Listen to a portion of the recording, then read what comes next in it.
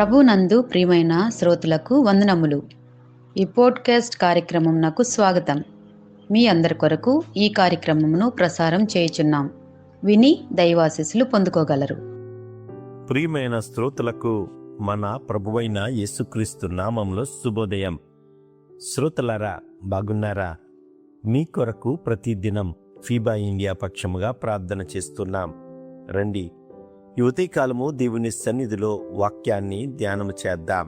Jesus in the storm, కష్టాల్లో క్రీస్తు మనతో ఉంటాడు అనే థీమిలోంచి ఈ రోజు తీసుకోబడిన దేవుని వాక్యము, God comes near to you.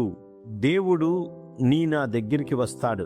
మత్తయి సువార్త 14వ అధ్యాయం 22 నుంచి 24 ఉన్న వాక్య భాగం నుంచి దేవుని వాక్యాన్ని మీ మధ్యన చెప్పడానికి సిద్ధపడుతూ ఉన్నాను. ఈ వాక్యం ద్వారా మనం ప్రోత్సహించబడి దేవుని యొద్దకు చేరుకోవాలన్నదే మా ఈ చిరు ప్రయత్నం. మత్తయి సువార్త 14:22 నుంచి 27లో శిష్యులు సముద్రంలో తుఫాన్లో చిక్కుకున్నారు. గాలి బలంగా ఉంది, అలలు పడవను కొడుతూ ఉన్నాయి. వారు భయంతో పోరాడుతూ ఉన్నారు. అప్పుడు యేసు నీటి మీద నడుచుకుంటూ వారి దగ్గరకు వచ్చాడు. ఇది ఒక గొప్ప ఆత్మీయ సత్యాన్ని మనకి తెలియజేస్తుంది. మనము దేవుని దగ్గరికి వెళ్ళలేని పరిస్థితిలో ఉన్నప్పుడు దేవుడే మన దగ్గరికి వస్తాడు అనే విషయాన్ని దేవుడు చాలా క్లియర్గా మనతో మాట్లాడుతూ ఉన్నాడు. అందుకనే దేవుడు మన బాధలను చూస్తాడు. అందుకే 7 అంశాలు మీ మధ్యన చెప్పడానికి సిద్ధపడుతూ ఉన్నాను. మొదటిది, దేవుడు మన బాధల్ని చూస్తాడు. కీర్తనలు 139 1, 2, 3 వచనాలు చదివితే ఈ వాక్యంలో దావీదు ఇలా చెబుతూ ఉన్నాడు: యెహోవా, నీవు నన్ను పరిశీలించి తెలుసుకుంటివి. దేవుడు మన జీవితాన్ని పూర్తిగా తెలుసుకుంటాడు. మన కష్టాలు, మన కన్నీళ్లు, మన భయాలు అన్నింటినీ ఆయన చూస్తాడు.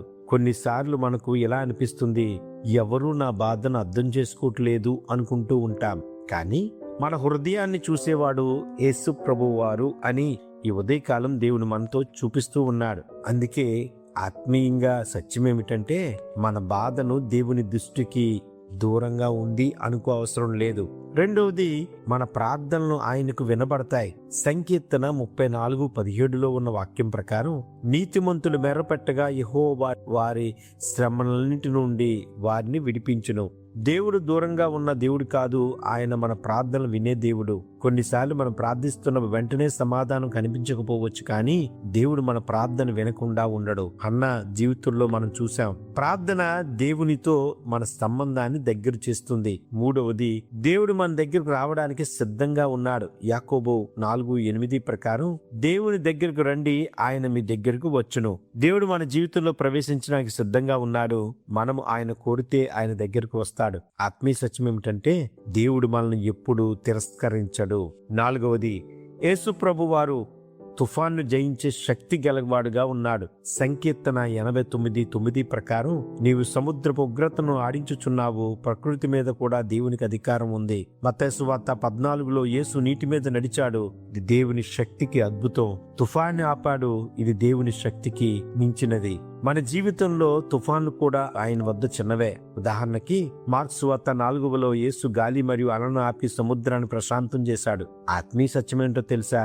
మన సమస్య దేవుని శక్తి కంటే పెద్దది కాదు, మనం గుర్తించాలి. ఐదవది, దేవుని సమీపాన్ని భయం మనల్ని తొలగిస్తుంది. ఎప్పుడైతే దేవుడు మనతో ఉంటాడో, మత్తయి సువార్త 14:27 ప్రకారం యేసు ఇలా అన్నాడు: ధైర్యంగా ఉండుడి, నేనే, భయపడకుడి అని చెప్తున్నాడు.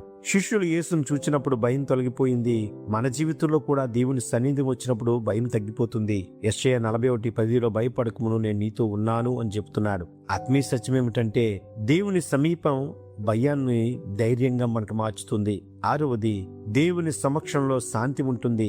యోహాను సువార్త 14:27 ప్రకారం యేసు ఇలా అన్నాడు: నేనే మీకు శాంతినిస్తున్నాను అని చెప్తున్నాడు. ప్రపంచానికి ఇచ్చే శాంతి తాత్కాలికమండి, కానీ దేవుడిచ్చే శాంతి లోతైనది, దీర్ఘం ఉంటుంది, ఎల్లవేళలా మనకి లభిస్తుంది. తుఫాను మధ్యలో కూడా మన హృదయంలో శాంతి ఉండవచ్చు. ఉదాహరణకి పౌలు శీలలు జైల్లో ఉన్నప్పుడు దేవుని స్తుతించారు. అపోస్తుల కార్యాలు 16వ అధ్యాయంలో. అద్భుతం.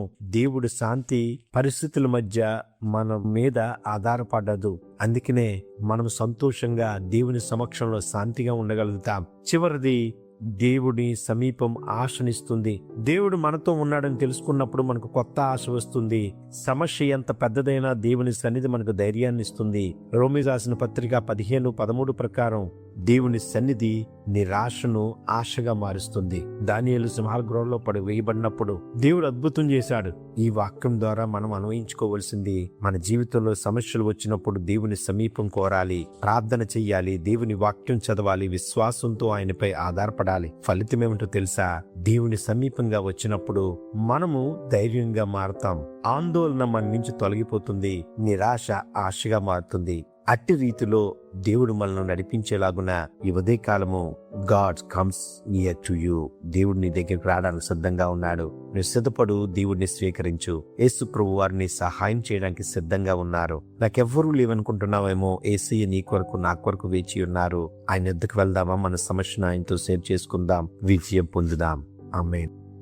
ఈ కార్యక్రమమును గూర్చి మీ సలహాలు మరియు మీ ప్రార్థనా అవసరతల కొరకు మమ్మను సంప్రదించవలసిన మా ఫోన్ నంబర్ 948585085039 మరియు ఈమెయిల్ ఐడి info@fibaonline.org. మా ఫోన్ నంబర్ మరొకసారి 9480585039.